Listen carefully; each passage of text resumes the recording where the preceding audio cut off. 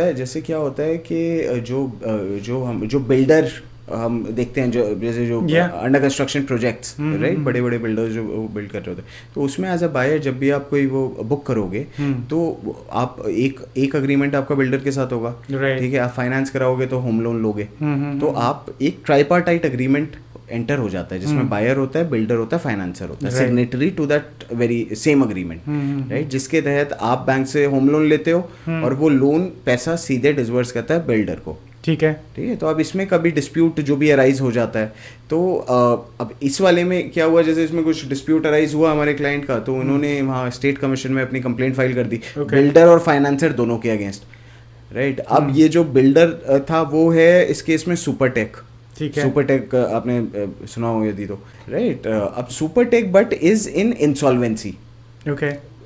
उसकी एनसीएलटी में प्रोसीडिंग्स चल रही हैं। तो एक और एस्पेक्ट होता है कि जैसे ही कोई कंपनी इंसॉल्वेंसी में आ जाती है तो फिर एक मोरेटोरियम एप्लीकेबल हो जाता है कि उसके अगेंस्ट उस समय पे कोई भी प्रोसीडिंग फाइल या इनिशिएट नहीं की जा सकती जब तक वो मोरेटोरियम चल रहा है, राइट। तो जैसे ये सुपरटेक मोरेटोरियम में चली गई, अब ये देख के लोअर कमीशन ने, स्टेट कमीशन ने उस पूरी ही कंप्लेंट को बिल्डर और फाइनेंसर जो दोनों के अगेंस्ट थी उसको एडजर्न सिने डाई कर दिया, जिसका एडजर्न सिने डाई का मतलब होता है कि अब इसमें अभी कोई डेट नहीं लगाई जाएगी, आपका वहां से मोरेटोरियम खत्म हो जाए तब आप आके अपना एक एप्लीकेशन लगा देना रेस्टोरेशन की, फिर हम आपकी कंज्यूमर कंप्लेंट आगे परस्यू करेंगे।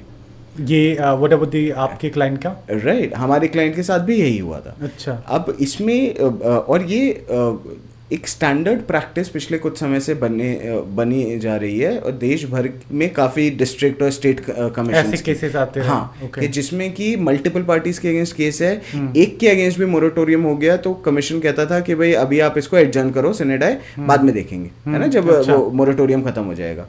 अब इसमें लेकिन प्रॉब्लम ये थी कि बिल्डर के अगेंस्ट तो मोरेटोरियम था, वो बात ठीक है, लेकिन फाइनेंस मोरेटोरियम इज दैट जैसे ही इंसॉल्वेंसी प्रोसीडिंग इनिशिएट हो जाती है, अच्छा, किसी कंपनी के अगेंस्ट, मतलब NCLT company law tribunal order कर देती है, ओके, राइट। तो एक सेक्शन 14 है जो इंसॉल्वेंसी एंड बैंकरप्सी कोड है हिंदुस्तान का, अच्छा, राइट, जिसके तहत मोरेटोरियम अप्लाई हो जाता है। Moratorium is a stay basically, अच्छा, उसका आगे नहीं बढ़ सकते, इज अ स्टे कि भाई ये कंपनी अब इंसॉल्वेंसी में है, इस कंपनी के अगेंस्ट जब तक इंसॉल्वेंसी प्रोसीडिंग चलेगी तब तक कोई भी नया केस फाइल नहीं किया जा सकता, अच्छा, और अभी जो एग्जिस्टिंग केसेस हैं उनको भी परस्यू नहीं किया जा सकता। फिर कंपनी चलेगा अभी वो इंसॉल्वेंसी प्रोसीडिंग जब तक चल रही है, वो एक बार खत्म हो जाएगी, उसके बाद ही इनको दोबारा रीओपन किया जाएगा। और ये कब होगा? अब ये ही तो बात है कि जिसमें इस वाले केस में मोरेटोरियम लगा था सुपरटेक के अगेंस्ट 2022 में, ठीक है, इफ आई रिमेम्बर करेक्टली शायद मार्च या मई 22 का ऑर्डर है, राइट, एनसीएलटी का, जिससे मोरेटोरियम लगा था। तो अब 2024 में तो हम ऑलरेडी हैं, राइट, अब तक तो वो चल ही रहा है, तो अब आगे कब तक जाए यू नेवर नो, राइट। तो अब इसमें कस्टमर्स की ग्रीवेंस ये होती है कि भाई बिल्डर के अगेंस्ट तो चलो मोरेटोरियम है, एज पर लॉ प्रोसीड नहीं कर सकते, बात समझने वाली है, लेकिन फिर फाइनेंसर उसका बेनिफिट क्यों ले? मेरा जो केस फाइनेंसर के अगेंस्ट है उस पर तो मैं प्रोसीड कर सकता हूँ एटलीस्ट, मुझे अलाउड होना चाहिए, राइट। तो अच्छा, बहुत इंटरेस्टिंग हो रहा है ये। जो स्टेट और डिस्ट्रिक्ट कमीशंस थे, अब तक वो थोड़ा सा उनका ये रूटीन प्रैक्टिस ये हो गई थी कि एक पार्टी के अगेंस्ट मोरेटोरियम होते ही वो पूरी कंप्लेंट को उस समय के लिए स्टे कर देते थे। ओके, और व्हाट अबाउट द फाइनेंस वाला? बस वो उसके भी अगेंस्ट स्टे हो जाता था फिर। अच्छा, राइट। अब इससे दिक्कत और क्या होती थी कि एक तरफ मैं फाइनेंसर के अगेंस्ट मैंने जो केस किया हुआ है वो स्टेट है, दूसरी तरफ लेकिन फाइनेंसर मुझसे रिकवरी प्रोसीडिंग इनिशिएट किए जा रहा है, मुझे नोटिस पे नोटिस भेजे जा रहा है, राइट। तो मैं उसके अगेंस्ट, अगर फाइनेंसर के अगेंस्ट कुछ मुझे रिलीफ चाहिए तो मैं जिस कोर्ट के सामने उसी से लूंगा, राइट। तो इस चीज पे खैर हम एनसीडीआरसी में अपील में गए थे, okay, right, and just day before yesterday we argued the matter. Thankfully bench, so what would be your advice before buying a house?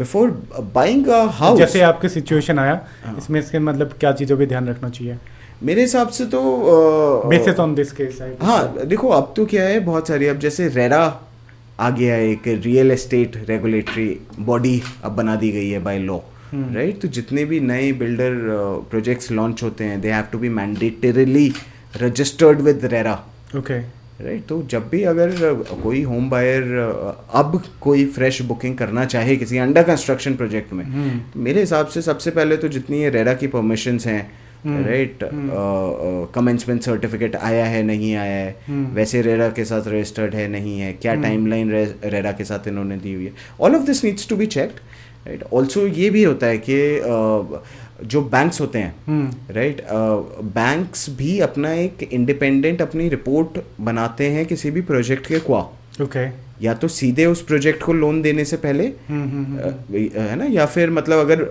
Through buyer भी देंगे तो भी वो अपना असेसमेंट करवाते हैं। Okay, so that it can be they will be से feel correct है ना। तो आई थिंक बैंक से ये उनका असेसमेंट जान लेना is also one very important way for a home buyer today.